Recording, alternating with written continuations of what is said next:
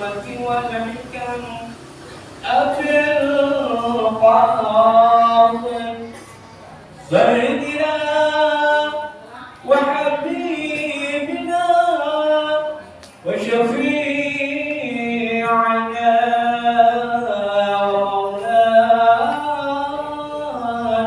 محمد وعلى آله وصحبه وسلم.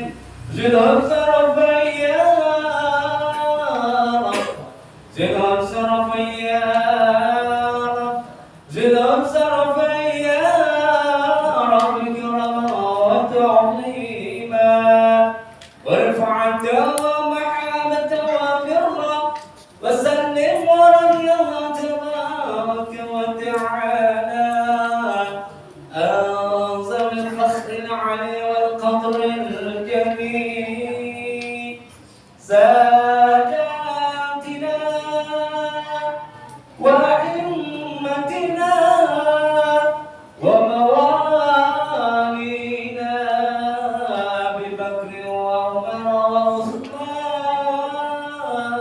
وعلي وعن بقية الصحابة وقرابة رسول الله صلى الله عليه وعليهم أجمعين، والحمد لله رب العالمين.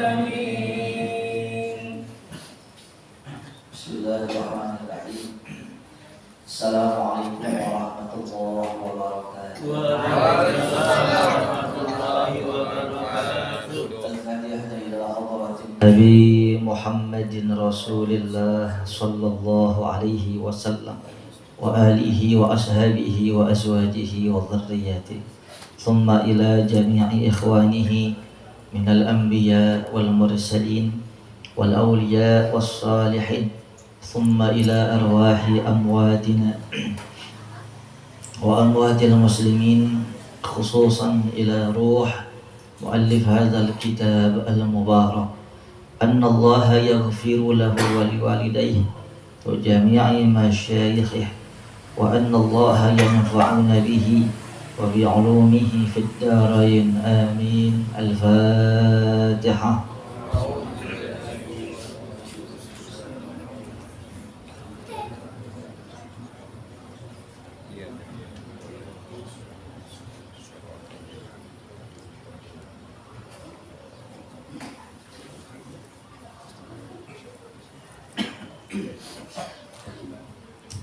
Bismillah walhamdulillah wassalatu wassalamu ala ashrafi khalqillah wa ala alihi wa sahbihi wa man tabi'ah hudah wa walah, amma ba'd. Fa inna asdaqal hadis kitabullahi ta'ala azza wa jal, wa khairal hadi hadi sayyidina Muhammadin rasulillah sallallahu alaihi wasallam, wa syarrul umur muhdatsatuha wa kullu muhdatsatin bid'ah wa kullu bid'atin dhalalah wa kullu dhalalatin finnar. Wa bis sanadil muttasil ila al-imam al-muallif rahimahullah ta'ala wa adaman naf'a bihi wa bi ulumihi fid darain amin. Para jamaah musalla An-Nur, Majelis Ta'lim An-Nur yang dimuliakan Allah, wabil khusus yang mulia Ayahanda Bapak Ustadz Haji Muhammad Nasih, mata'anallah bituli hayatih wa nafa'ana bihi wa bi'ulumi. Yang mulia Ayahanda Al-Ustadz Haji Nursyani, mata'anallah bituli hayatih wa nafa'ana bihi wa bi'ulumi. Ayahanda Kong Haji Saimi, Ayahanda Bapak RW 0, Bapak RW 02, Pak D Wakio, lali kulo ya. Pak RW Wakio, semoga sehat selalu. Bapak RT Nurdin, Ustadz Kimzen, Pak D Darsono, Akhil Mahbub, Al Ustadz Imam Hanafi, Mang Ujang, Mang Agus, Pak Haji Ade, Kang Syarikun, wah banyak nih. Alhamdulillah. Bang Agus, Bang Saiful, Ustaz Rizky Maulana. So ada Bang Samsuri tuh. Alhamdulillah. Lagi libur Bang ya. Ada Kang Romli, Ustaz Sulaiman. Maafin ya ayahanda ya, kakanda yang belum disebutin. Mudah-mudahan semuanya sehat. Ustaz Jazuli, alhamdulillah hadir juga. Luduk. Ustaz Rezeki Maulana, ada ibunda, ibunya Haji Sofia, Haji Rohimah, Ustazah Nur Hasana, Mbak Yani, Bu,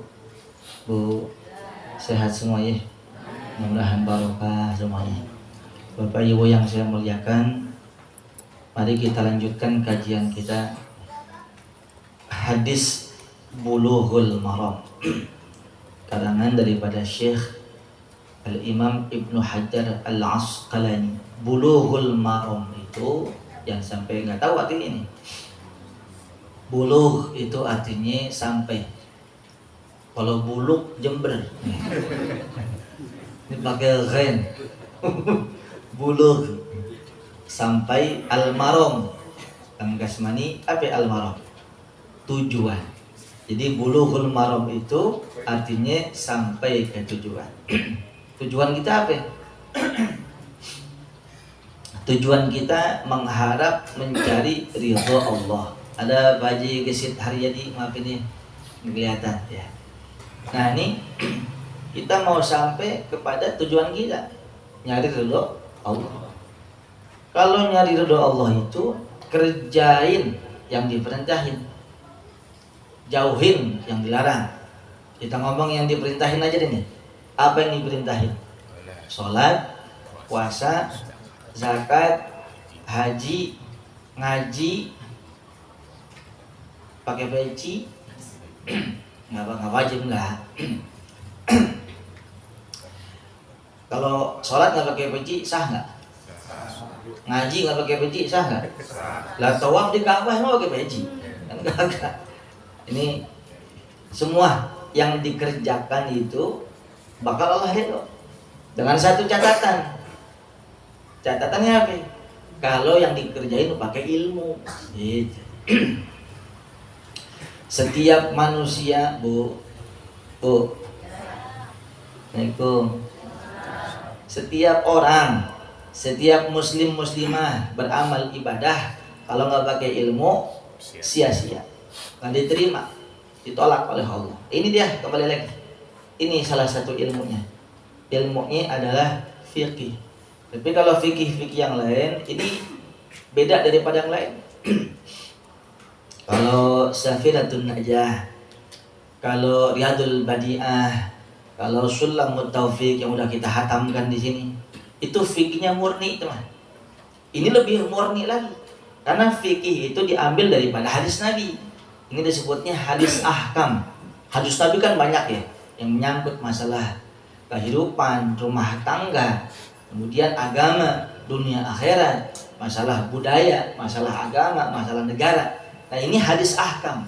Satu kitab ini isinya tentang hukum-hukum hadis Nabi Muhammad yang berisi hukum-hukum. Hukum apa? Hukum syariat. Di situ kita bisa tahu rukun wudu, kemudian yang lainnya, dalilnya daripada hukum-hukum fikih itu ini semua. Tapi bahayanya kenapa? Orang yang baca Bulughul Maram, syariatnya, fikihnya belum mantap. Karena di sini banyak versi daripada imam mengambil hadis dari sini, jadi beda pendapat. Ya kemarin tuh ya. Kalau dalam hadis ini sahabat bertanya tentang bagaimana hukumnya kucing. Kucing itu najis apa enggak? Hah? Tidak. So tahu. Ya, kita ngomongnya hadis nih, dalilnya. Innaha laysat binajasin. Kucing itu kagak najis. Karena kucing itu minat tawafina alaikum. kucing itu yang sering bergaul sama kita sehari-hari. Kalau dikata najis, nih perhatiin nih. Kalau dikata najis, wah susah kita. Di pasar kucing, di rumah kucing, di masjid tuh kucing soleh banget itu mah.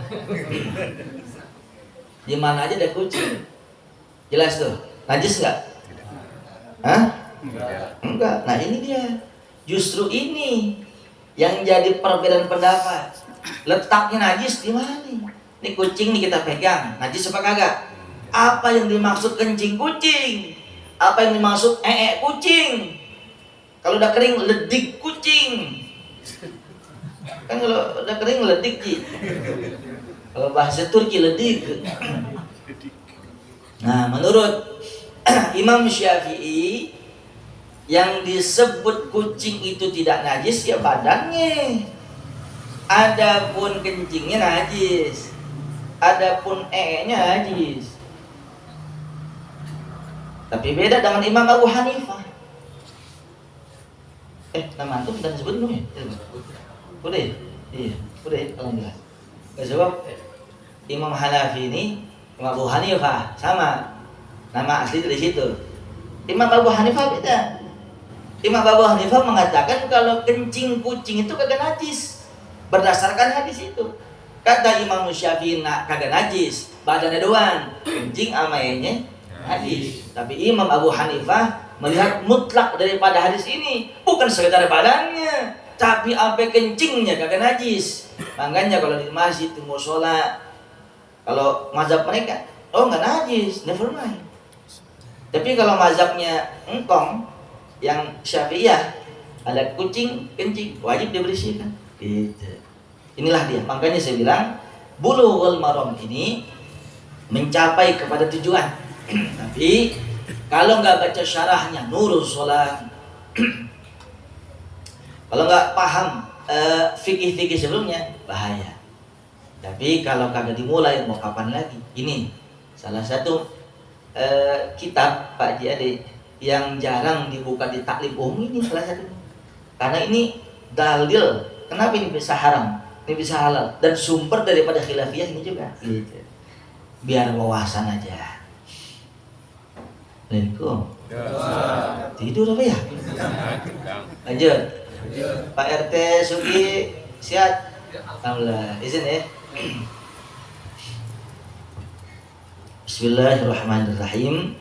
Qala al-muallif rahimahullah ta'ala wa an Abi Samah radhiyallahu anhu qala an-nabiy sallallahu alaihi wasallam yughsalu min baulil jariyah wa yurashu min baulil ghulam, akhrajahu Abu Dawud wan Nasa'i wa sahhahu al-Hakim.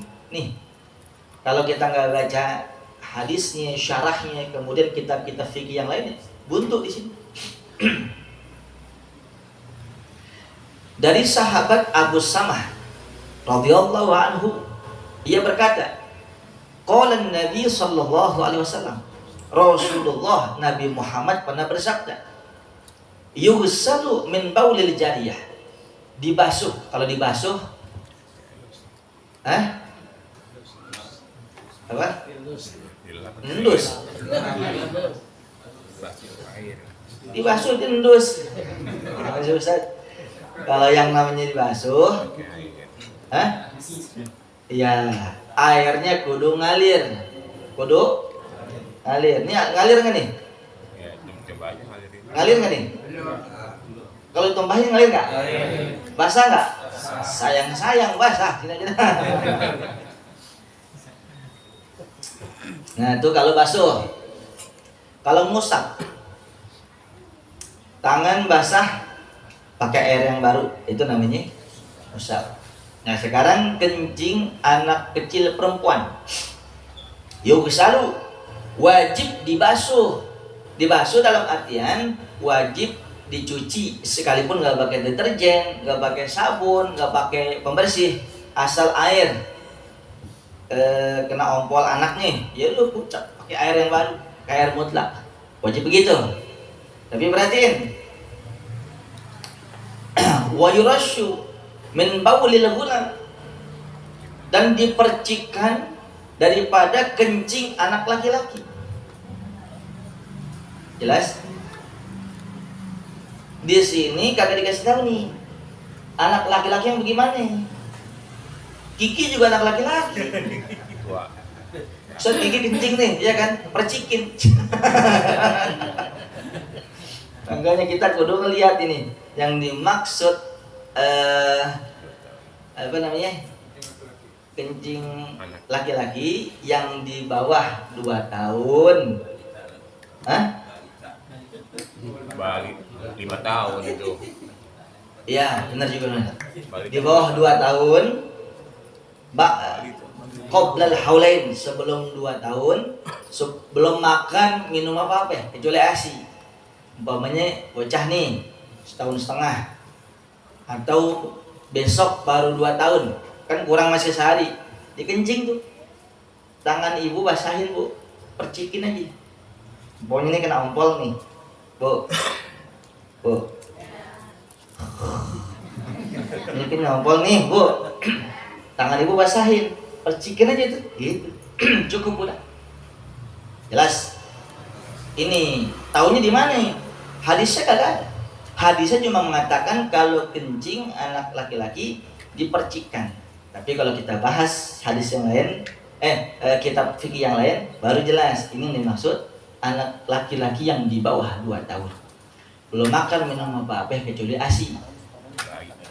Sekarang ada anak laki-laki di bawah 2 tahun, gemblong di bawah, keren hajar, kesemok abis, kencingnya udah sama kayak bapak emaknya itu. Jelas, jelas. Samson. Hah? Kang Slamet jelas. Baik Ya. Samson. Kok tumben? Ya. Nah, terus ada yang nanya, Kang Romli, kok anak laki-laki doang sih? Anak perempuan gimana?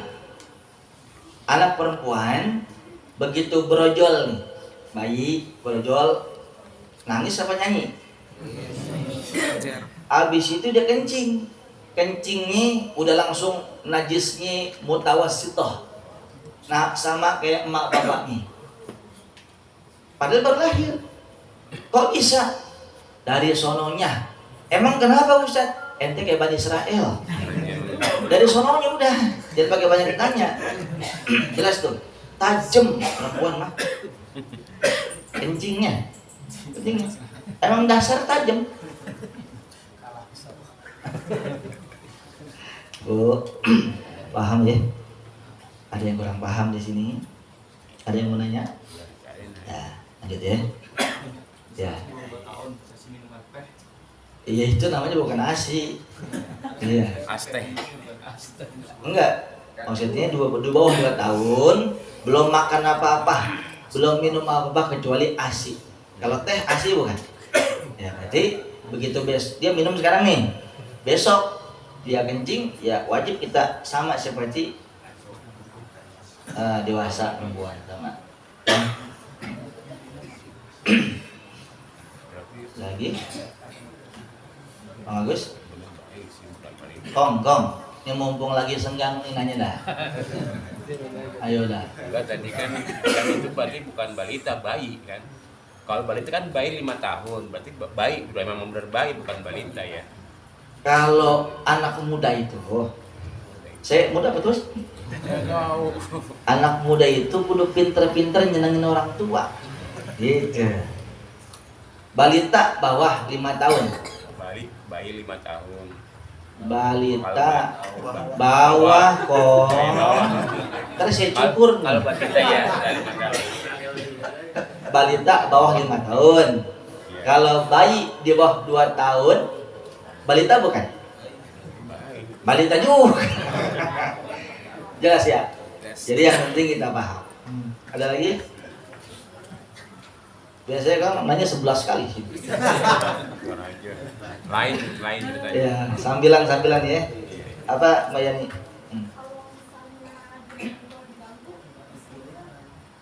Nah, nih Bu, ini pertanyaan mirip dari pertanyaan jemaah yang malam Rebo kemarin. Malam Rebo tuh ada majlis taklim namanya Anur juga sama. Itu majlis yang pertama itu di daerah Tangerang, Ciledug, Puribeta gitu. Nah ini sama tuh. Lah kalau kencingnya di sofa, termasuk di spring apa? Kasur. Bagaimana tuh beresinnya? Jelas ya? Coba perhatiin. Ini karena menyangkut masalah keseharian. Kita anggap biar gampang aja nih ya, Mbak. Kita anggap gini. Nggak usah bayi laki-laki yang di bawah 2 tahun belum makan minum apa kecuali ASI. Buat saya itu tadi ya, itu mah gampang lah. Mau dia di kasur, mau dia di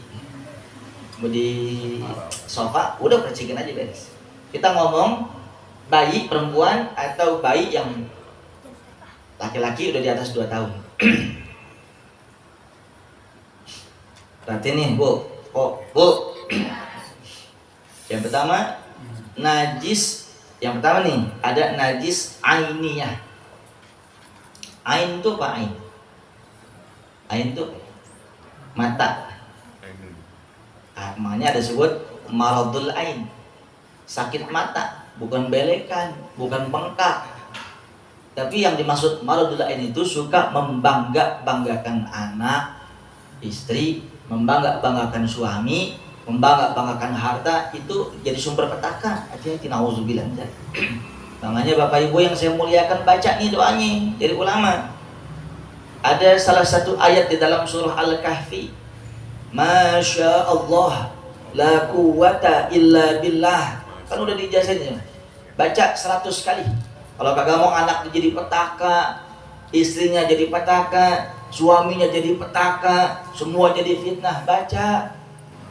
La yaruddul qada illa du'a. Tidak ada yang bisa merubah ketentuan Allah kecuali doa. Kecuali kita hebat kayak Nabi, kita hebat kayak Tuhan, kan kagak bisa. Makanya Allah bilang man lam yas'alillah yaghdab alaih. Siapa orang yang enggan untuk berdoa, malas untuk zikir, Allah murka sama dia. Gak pernah doa, gak pernah wirid, gak pernah ibadah, berarti gak punya dosa dia, berarti gak butuh Tuhan dia. Sombong. Sombong. Iya apa? Siapa kok? Betul. Sombong kata Mbok. Jelas ya? Ikutin saya. Bismillahirrahmanirrahim. Bismillahirrahmanirrahim. Masya Allah. Masya Allah. La quwwata. La quwwata Illa billah. illa billah. Masya Allah. Masya Allah. La quwwata La quwwata illa billah. illa billah. Sekali lagi. Masya Allah. Masya Allah. La quwwata La quwwata illa billah. illa billah. Jangan la haula wala quwwata illa billah, jangan. Masya Allah, la quwwata illa. Apa yang dikehendaki itu semuanya karena Allah. Tidak ada daya kecuali Allah yang menghendaki. Anak mau musibah, baca ini jadi nggak jadi. Karakternya bermental, mohon maaf, penjahat. Emak bapaknya baca ini, insya Allah anak yang soleh. Kadang ditegur sama Allah, kita sombong, kata Mpong. Ingat ya, hukum fisika. Ini sekolah semua kan? Sekolah. Sekarang ya. Kong SR lu ya? SDR. Sombong banget lu. Perhatiin semuanya. Belajar fisika kan? Kong, hukum fisika. Tekanan itu akan berbanding lurus dengan gaya. Orang kalau banyak tekanan hidup, banyak gaya. Waalaikumsalam. Status habis tuh. Doi, gua dulu doi. Nih sahabat doi, yang di media maya menyaksikan kajian ini, antum boleh amalin ya. Masya Allah, la quwwata illa billah. Anak, insya Allah tenang, damai, soleh, solehah. Istri Allah jaga. Suami dimanapun CCTV bukan nggak bisa kemana-mana, biar Allah yang jaga. Damai semuanya. Masya Allah, la quwwata illa billah. 100 kali sehari ya. Jelas semua? Nah, tadi ngomong apa ya? Tadi yang nanya siapa? Oh, Mbak Yani. Tadi nanya apa, Mbak? Oh iya betul. Iya. Lah kenapa jadi situ ya? Saya pengen ngembangin tadinya, tapi kan ada bagus ya kan? Ada bagusnya gitu. Jadi dapat pahala kan? Dapat ilmu kan? Dapat berkah nih ya. Sekarang bayi kencing di sofa, bayi kencing di kasur. Oh iya, ngomong ini najis ainiyah, ya kan? Najis ainiyah, najis yang kelihatan. Makanya ada sakit mata tadi. Jadi ke situ dah tuh. Makanya jangan bangga-banggain anak. Yang suka bangga-banggain keluarga jangan. Sumber petaka. Nauzubillah min dzalik. Kalau sayang boleh. Makanya kalau ini jauh lagi nih, tapi lebih penting kan. Lu udah punya anak belum, Ji? Belum mau punya anak. Nasib. Contoh, ntar itu punya anak nih. Kawin dulu, Ji. Baru punya anak. Anaknya Panji ini imut-imut. Kayak boneka. Posting dong di IG, di medsos. Ingat, awali, Masya Allah, gitu. Gak usah. buat di status. Oh. Tulis, Masya Allah, anakku cantiknya kayak ibumu. Iya. Umpamanya di status tuh Pak, terus Masya Allah dalam hati aja. Jadi jangan sampai kita membanggakan jadi sumber fitnah. Jelas? Ya. Nah ini sekarang najis ainiyah. Najis yang kelihatan mata. Ini Ubin nih. Ini Ubin. Anak kencing di sini. Jelas? Masih kelihatan tuh namanya airnya, air kencingnya, urinnya. Bagaimana cara membersihkannya? Lap, pakai lap, keringin. Cukup udah. Tanpa pakai air, tanpa dipel, cukup. Yang penting masih kelihatan. Lah bapak ibu kalau umpamanya kencing gak ada air kan istinja, istijmar pakai batu, batu kagak ada,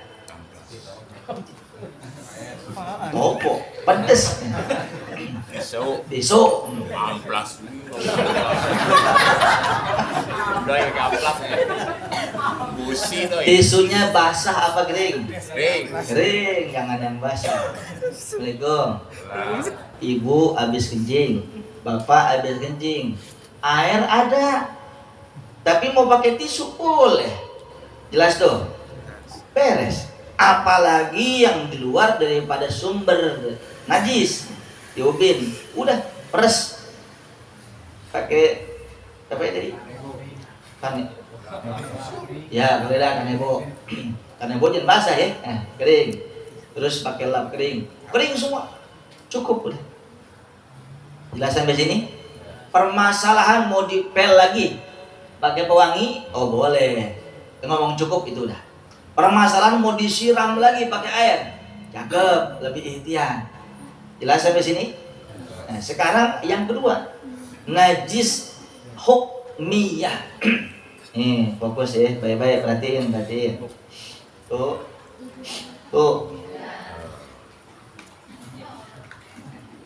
Tewas satunya. Ibu, najis hukmiyah nih, PT. Bocah kencing nih di sini, di ubin. Tapi mak bapaknya lupa untuk bersihin. Ingat besoknya udah kering di sini, kagak kelihatan.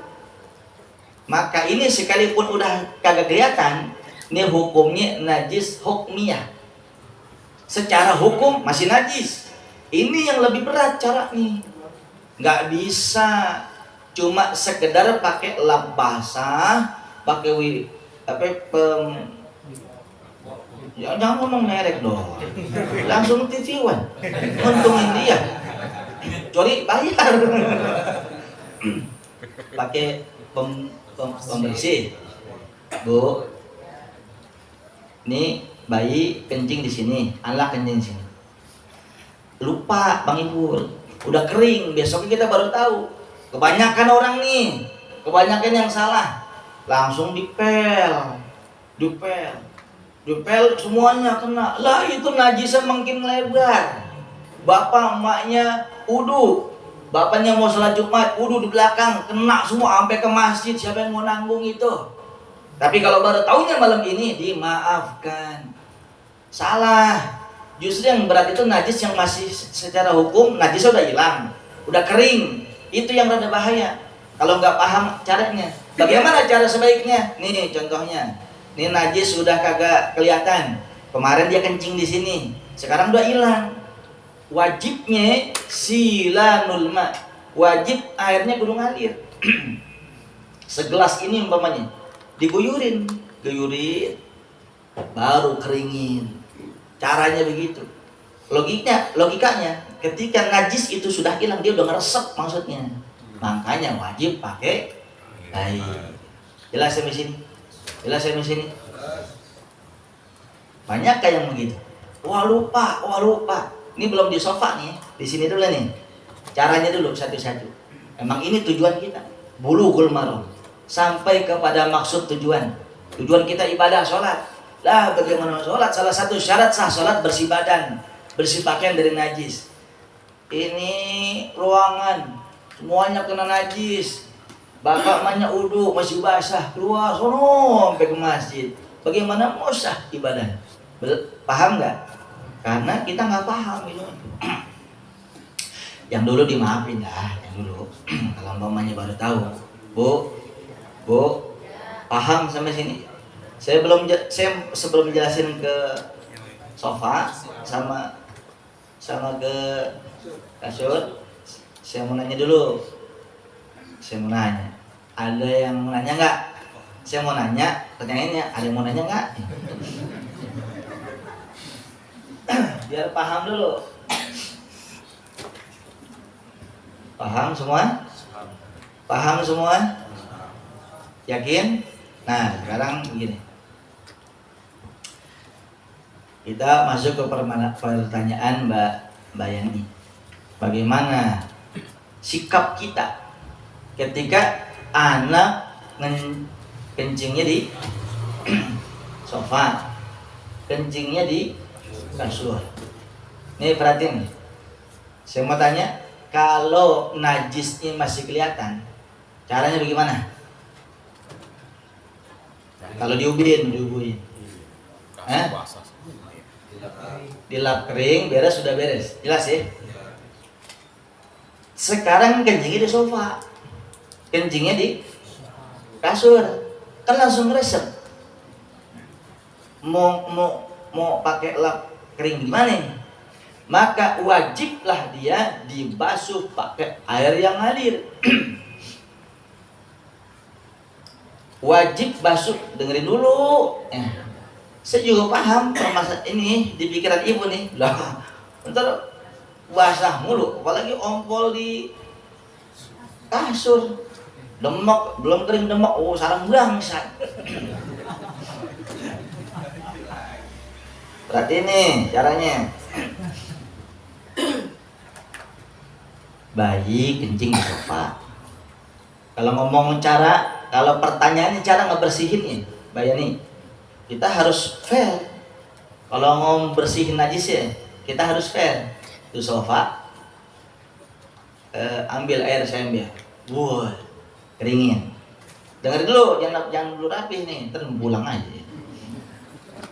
Kasur yang udah kekencing sama bocah, udah keluarin, wajib disiram pakai air yang ngalir. Lah namanya bocah, kadang udah dijaga-jaga, udah pakai pembalut pembalut. Iya lu mah kagak apa-apa Gi. Kalau gua kan ada nilainya. Nah, kalau yang namanya bocah udah pakai pembalut, kadang kagak dijaga, dia nembus, dia kencing lagi, udah kering besok siram lagi, susah nggak gitu? Susah nggak gitu? Dalam kaidah agama ada kaidah usul fikih, al-masyaqqatu tajlibut taisir. Kondisi susah itu, sulit itu bisa menarik kemudahan. Gini, man, caranya begini. sofa basah kena kencing anak ya. Tapi kalau faktanya kalau disiram terus ntar susah dah gitu. Keringin aja, keringin pakai kipas angin, hair dryer atau AC, pokoknya kering, atau langsung dikeringin di matahari. Itu masih ada najisnya, agak masalah. Tamu duduk di situ, kita duduk di situ, yang penting sama-sama kering kagak masalah. Itu cara pertama. Biarin aja kalau ngomong najis, kecuali tangan kita basah. Harus kasih tahu aja. Ntar anaknya udah mulai gede, udah mulai seukuran Ustaz Sulaiman lah. Kan udah ngerti nih.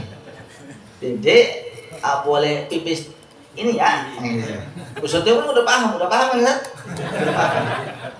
Baru tuh sofa sekali-kali aja dicuci. Begitu caranya. Sekarang di kasur Bang Ibu lah bisa jadi hampir tiap malam ngompol di situ. Kan kita bilang kalau mau ngilangin ya harus spare, taruh keluar, siram pakai air. Besok udah kering, siram lagi, demek nggak? Pasti pada bentol tuh anak. Orang bangsat mulu. Nah caranya begitu Bang Ibu, keringin aja itu kasurnya. Mau pakai hair dryer, mau pakai kipas angin, mau dijemur di situ kan udah kering nggak Ustaz? Kan kita tidur di situ Ustaz, lah kan pakai spray. Sekalipun nggak pakai spray, asal kering nggak apa-apa, karena badan kita kering sama kering nggak apa-apa. Jelas? Bagaimana sholat? Emang ibu sholat di kasur, boyo amat. Emang boyo, umpama nih, emang kita sakit, kencingnya di kasur, jelas?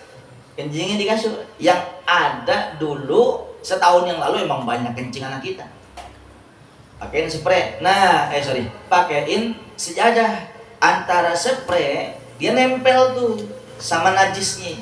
Tapi karena kita pakai sejadah, antara spray yang najis kena sama najis tuh badan kasur sama tubuh kita, sama kaki kita nggak langsung nyentuh karena dialasin sama sejadah. Itulah hukumnya. Bagaimana hukum orang yang sholat di atas sepiteng? Ini di bawah saya sepiteng nih, nih. Bu, umpama di bawah saya sepiteng. Saya sholat di ubin sepiteng, kagak sah. Karena ubin sepiteng itu ittisal, nyambung langsung sama logam mulia. Ini di bawahnya. Bu, jelas nih. Kang Agus, ini bawah saya sepiteng nih. Saya duduk di atas ubin sepiteng. Saya mau sholat, saya ambil sejadah, saya lebarin gitu. Sah sholatnya. Karena antara ubin sepiteng dengan kaki saya, tubuh saya dialasi oleh sejadah. Jelas? Nah itu maksudnya. Jadi pertanyaan Mbak Yani, ini yang menyangkut kesalahan kita. Ntar kalau anaknya udah besar, udah ukuran Ustaz Sulaiman gitu, udah ngarin Ustaz nih, nggak boleh ya, baru itu kasur dicuci sekali-kalinya. Jelas? Mudah nggak? Iya. Itu.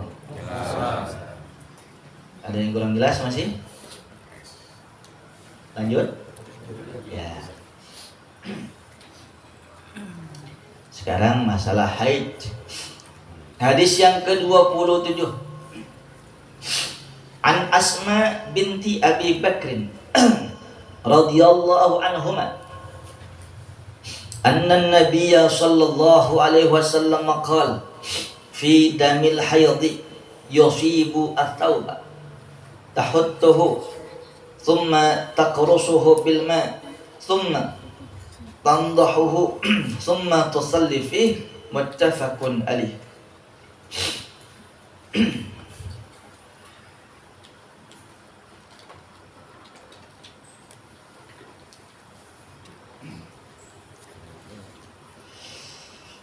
Dari sahabat Asma binti Abi Bakrin.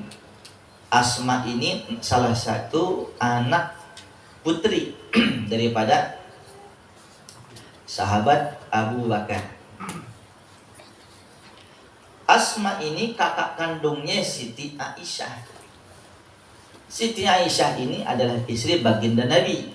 Jadi Asma binti Abu Bakar ini adalah kakak ipar Nabi Muhammad.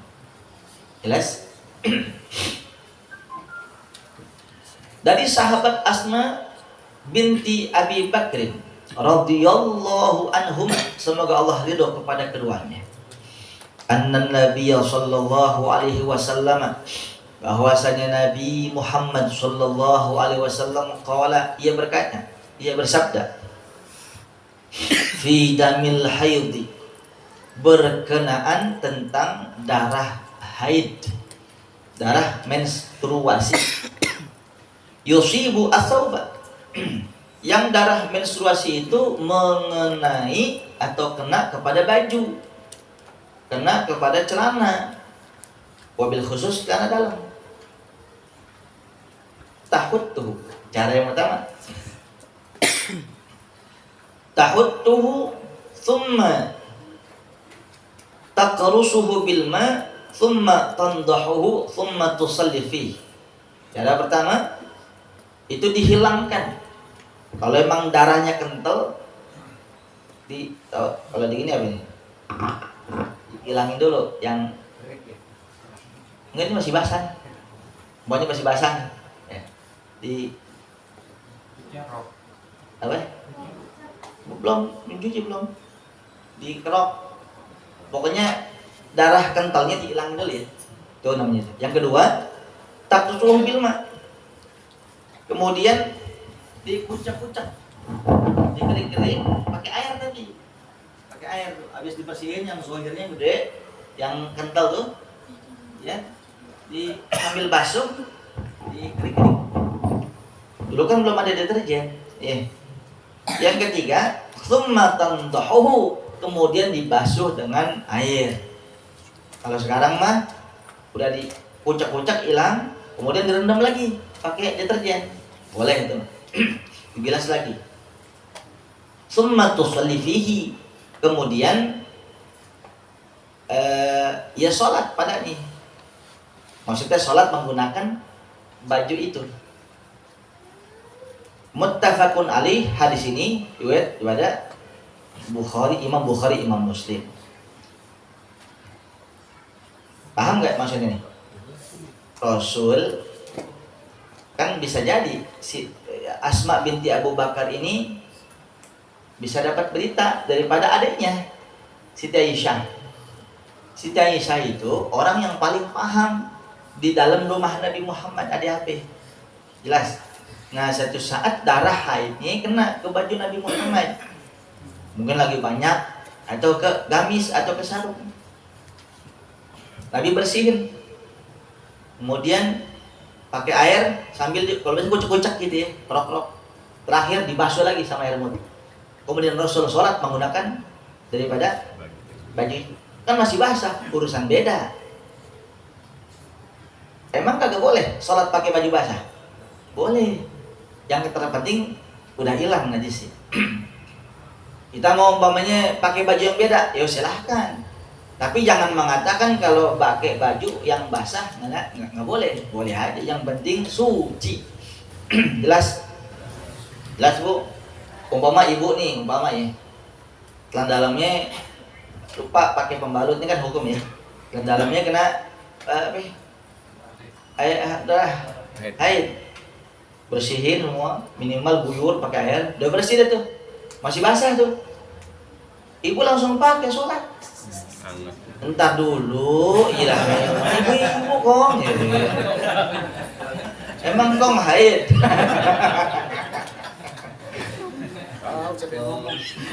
Bu, maksud saya paham nggak?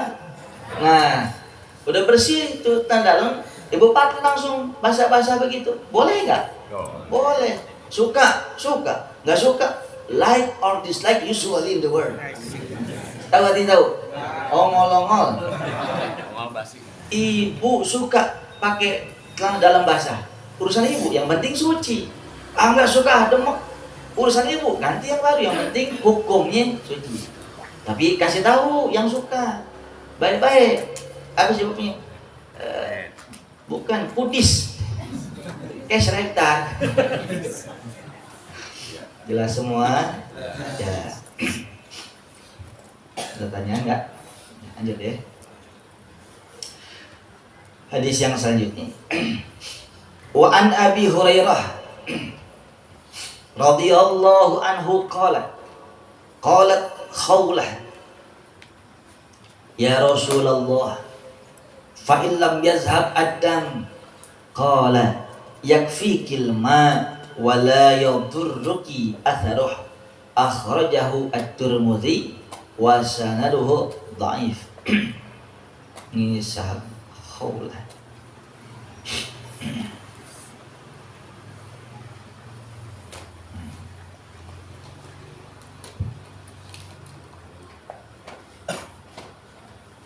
Ya, Bapak Ibu yang saya muliakan, hadis yang selanjutnya dari sahabat Imam Abu Hurairah radhiyallahu anhu qala.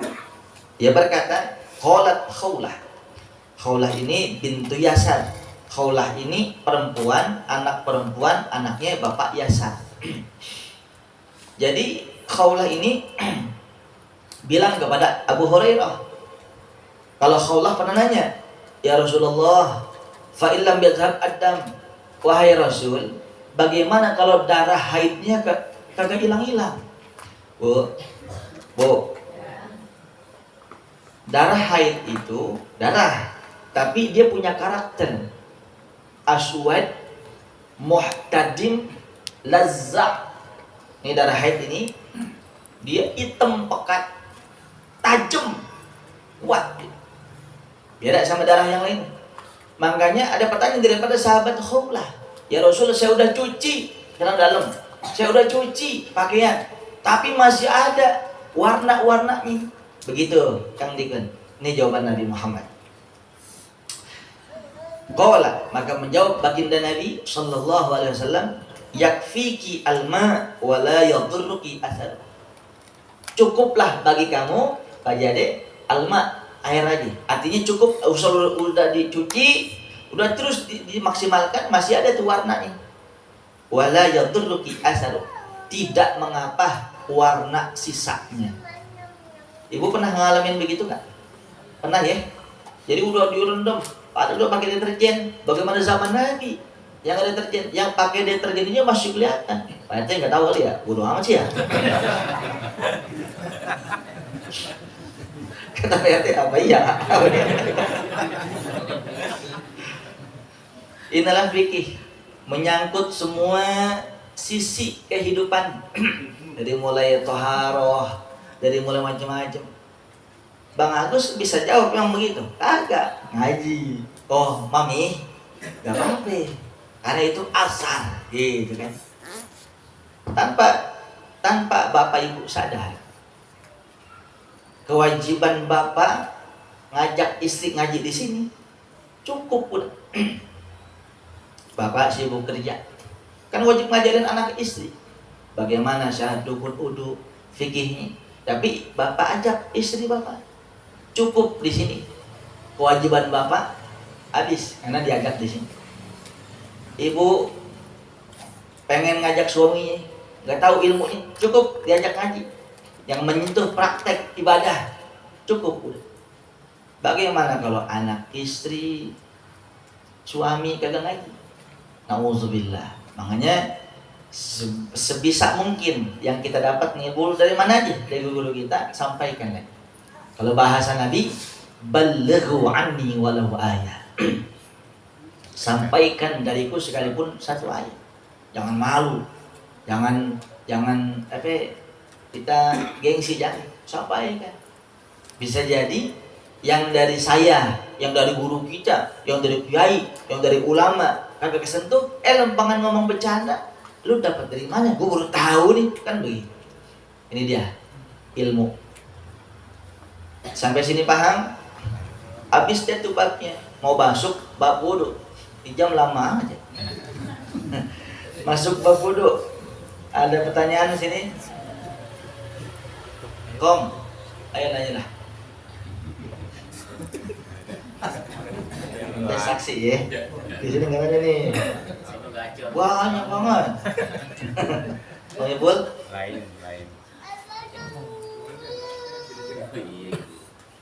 Apa? Ada pertanyaan nih. Begini, Muja. Ada seorang suami, mungkin mazhabnya Imam Asy'ari pindah. Seorang suami nanya sama istrinya, "Mah, belam-belam yuk. Aku lagi merah, Pak. Lagi haid maksudnya. Dongkol dia. Ya udah kalau gitu gua kagak sholat juga." Jadi istrinya libur, dia ikut libur. Nah, ini namanya suami PA. Ada yang kedua nih, suami beleguk. Dia mah sholat, istri lempangan gagal sholat, dia sholat. Tapi lantaran dia punya penyakit, dia samain kayak begini. Selama dia sakit dia gagal sholat. Apa sebabnya dia gagal sholat? Aku lagi dapat apaan? Wasir ambilin. Lah cowok itu. Itu. Bapak-bapak haid nggak? Haid nggak? Tapi keluar darah nggak? Ya. Tergantung. Kalau sakit ambil, kalau wasir keluar darah nggak? Aku lagi dapat, Mama. Aku mau sholat. Dipikir sama kayak darah haid. Nah, ini suami beleguk namanya. Jadi kalau suami dapat penyakit model begitu, keluar darah, ya tetap sholat lah. Ini ngomong darah haid, bukan darah wasir, bukan ambeien, bukan. Apalagi bisul. Jelas semua? Ya lanjut ya. Cukup. Memang yang siapa? Babul wudu. Nah, sekarang hadis yang selanjutnya tentang wudu. An Abi Hurairah radhiyallahu anhu an Rasulillah sallallahu alaihi wasallam qala laula an ashqa ala ummati la amartuhum bis-siwak ma'a kulli wudu. Akhrajahu Malik wa Ahmad wa Nasa'i wa sahahahu Ibnu Khuzaimah wa dzakarahu Al-Bukhari ta'liqan.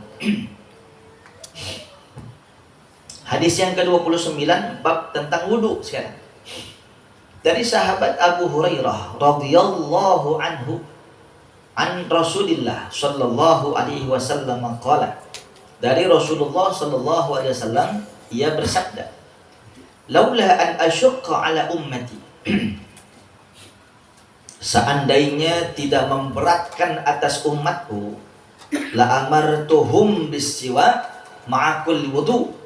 Pasti akan aku perintahkan umatku untuk bersiwak ketika wudu. Bu, tahu siwak apa? Inti dari siwak itu adalah membersihkan gigi dari bau yang kurang sedap atau perengus, dari jigong, jangan lagi. Itu siwak intinya membersihkan gigi. Kalau zaman dulu, zaman Nabi, siwak itu Pak RW dia menggunakan kayu yang biasa orang pulang haji, pulang umroh kau siwak, namanya pohon arok. Jelas, pohon arok. Sunahnya Nabi bersiwak pakai kayu arok namanya. Tuh siwak. Umpama sekarang di Indonesia gak ada kayu arok, ada bambu, baik-baik kebeler. Mau pakai pun asem boleh, baik-baik. Namanya kayu, ya kan? Jelas nih. Nah sekarang ada sikat gigi, plus ada odolnya. Tujuannya membersihkan gigi, maka sikat gigi itu termasuk kacamata siwak dapat. Sekarang kayu arok nggak ada, yang lain nggak ada, sikat gigi nggak ada. Maka gunakanlah yang bisa nyerap daripada cairan dan bisa membersihkan. Contohnya, Bu, ini apa nih? Ini apa? Kain, sorban. Bisa nyerap keringat nggak? Bisa nyerap air nggak? Umpamanya bapak ibu mau wudu atau mau sholat, kalau malu tutupin. Kalau nggak malu, nyisik. Bersiwak itu ada jaraknya, letter L, tapi miring dia.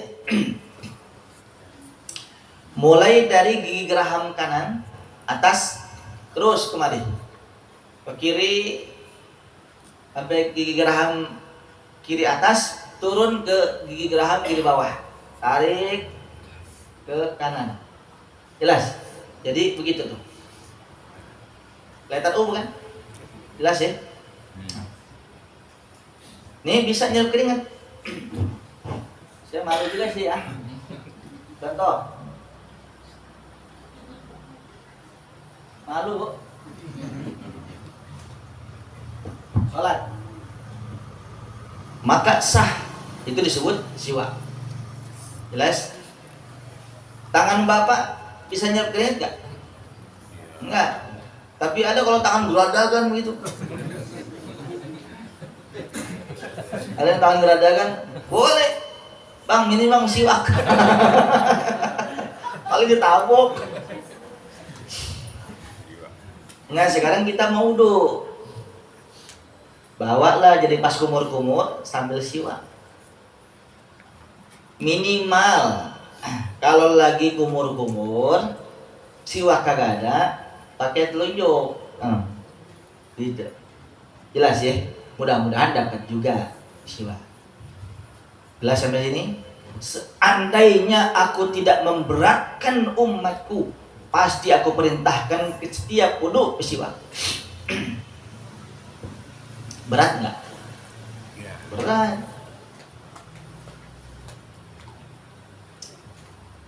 Hampir 90% yang hadir di sini saya yakin pernah punya siwak. Dikasih atau beli. Ya kan? Iya, nggak usah pegang kasih.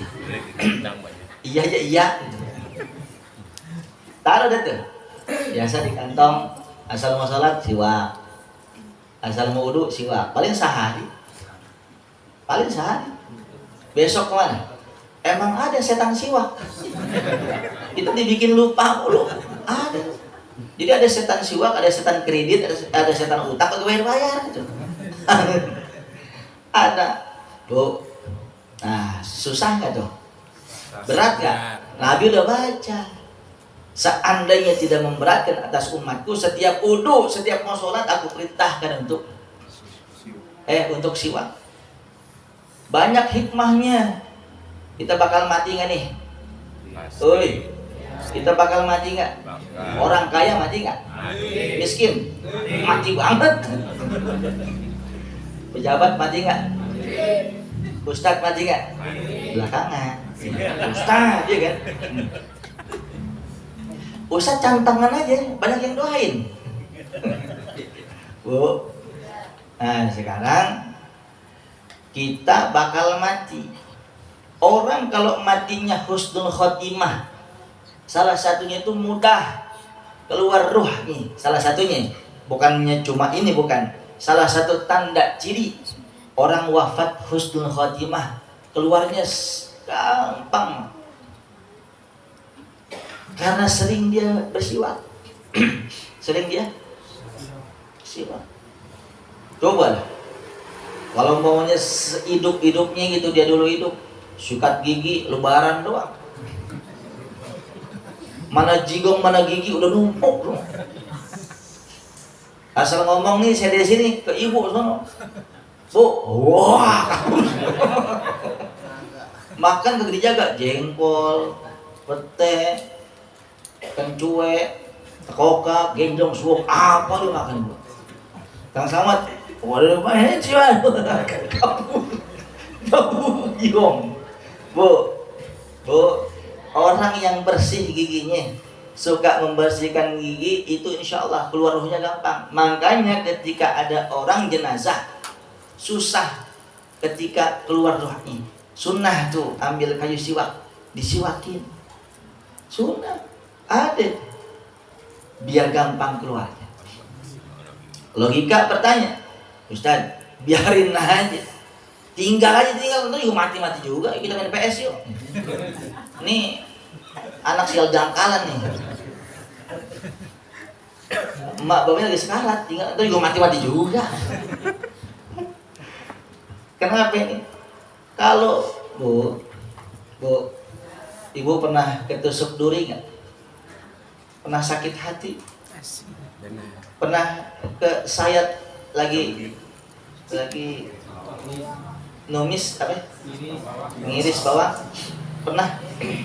Pak, pernah kena pisau? Sakit nggak? Bu, ibu nih, adik kita nih ada golok, badan kita ditusuk 1000 kali, kulit kita diseset, siramin tuh sama jeruk nipis. Itu sakitnya, pedihnya, perihnya 0,1% ketimbang sekali dikedep oleh Israel ketika sakaratul maut. Sakitnya luar biasa.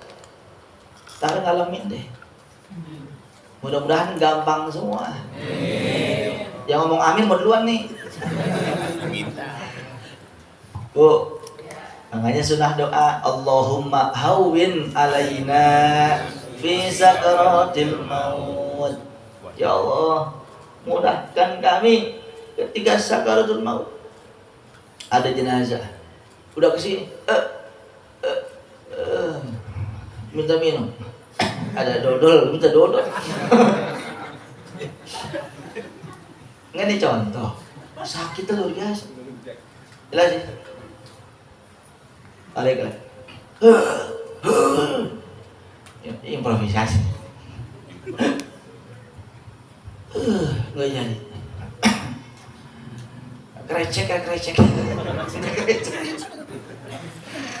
Ada begitu. Ditarik, diulur lagi. Jangan dikeprakin daun kelor. Kalau mau cepat pohonnya buah.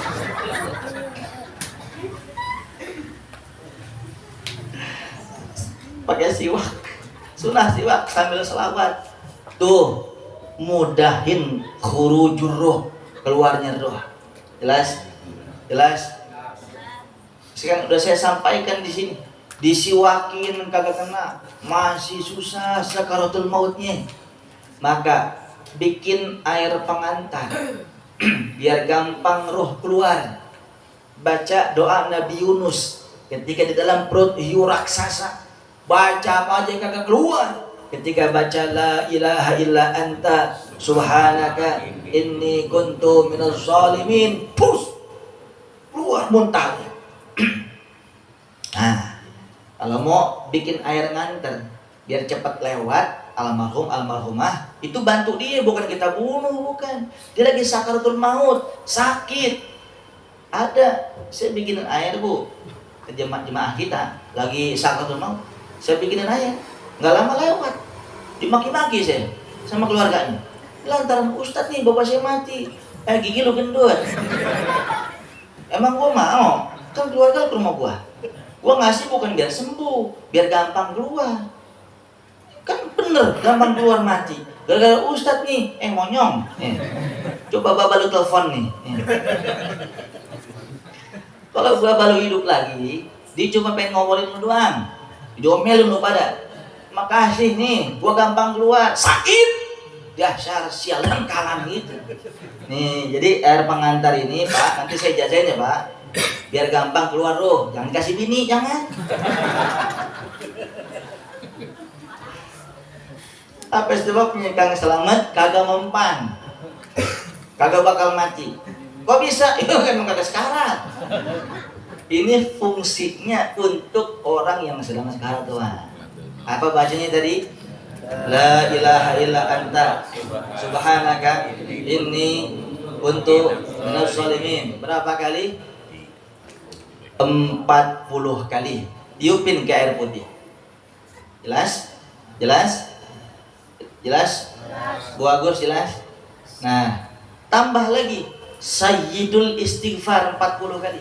Allahumma anta rabbi la ilaha illa anta khalaqtani wa ana 'abduka wa ana ala ahdika wa wa'dika mastata'tu a'udzubika min syarri ma sana'tu abu'u laka bi ni'matika alayya wa abu'u bi dzambi faghfir li fa innahu la yaghfiru dzunub illa anta. Baca 40 kali. Itu yang dibaca Nabi Muhammad tuh. Lihat di YouTube atau di Google. Kalau nggak hafal, kadang dia alim juga tuh, Bu. Hafalin. Baca 40 kali, tiupin. Kasihlah kepada orang yang sedang sakaratul maut. Jangan bikin seteko, jangan. Tapi sekarat, bangun, minum, Mbak.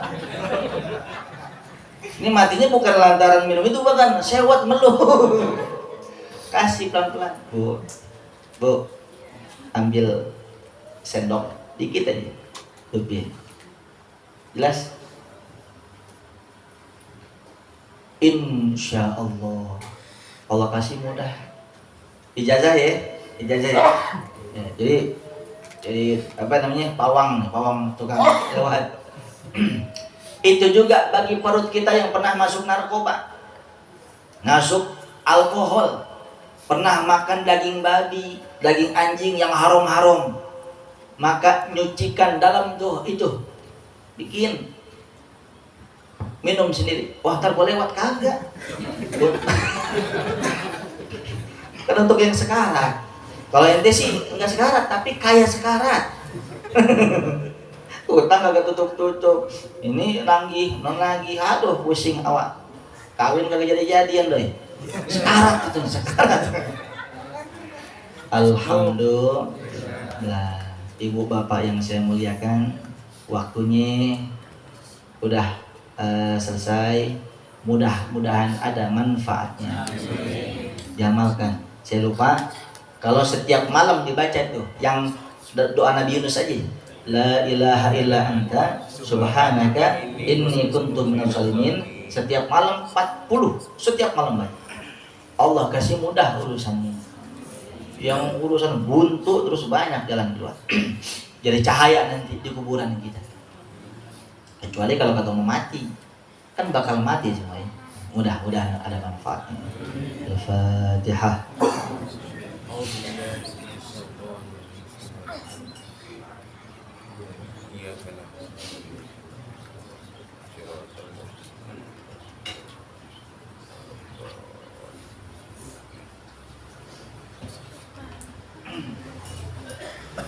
Pak RW 02 ngundang ibu, undang bapak. Nanti ada pengajian umpamanya di Mushola Darussalam malam Kamis ketiga. Bapak ibu diundang datang ke sana. Karena Pak RW datang lari, kan gitu Pak RW. Ya Pak RW ya? Iya. Makanya baru kan? Ada Kang Gasmani, Kang Rahman, Kang siapa kan? Kang siapa? Kang Dono, Sulaiman. Jadi ini berkah ngaji tuh saling berkunjung. Mudah-mudahan tambah barokah kampung kita. Bismillahirrahmanirrahim. Alhamdulillahirabbil alamin. Hamdan yuwafi ni'amahu wa yukafi'u mazidah. Ya Rabbana lakal hamdu kama yanbaghi li jalali wajhikal karim wa 'azim sultanik. Allahumma salli ala sayyidina Muhammad wa ala ali sayyidina Muhammad. Allahumma anfa'na bima 'allamtana wa 'allimna ma yanfa'una warzuqna ilman wa la tuzigh qulubana ba'da idh hadaytana. Allahumma ansurna 'ala jami'i a'da'id din nasran 'aziza wa khzulhum khizlanan kabira wa dammirhum tadmiran shadida wa tabbirhum tadbira waj'alhum haba'an manthura waj'alhum minal akhsarina a'mala wa qina syarral aswa wa syarral 'ida wa syarrad da wa la taj'alna mahallan lil balwa ولا تجعلنا فتنة للقوم الظالمين وأخرجنا منهم سالمين غانمين ونجنا منهم برحمتك يا أرحم الراحمين. ربنا آتنا في الدنيا حسنة وفي الآخرة حسنة وقنا عذاب النار. ربنا تقبل منا إنك أنت السميع العليم وتب علينا إنك أنت التواب الرحيم. صلى الله على سيدنا محمد النبي الأمي وعلى آله وصحبه وسلم. سبحان ربك رب العزة عما يصفون وسلام على المرسلين والحمد لله رب العالمين. السلام عليكم ورحمة الله وبركاته.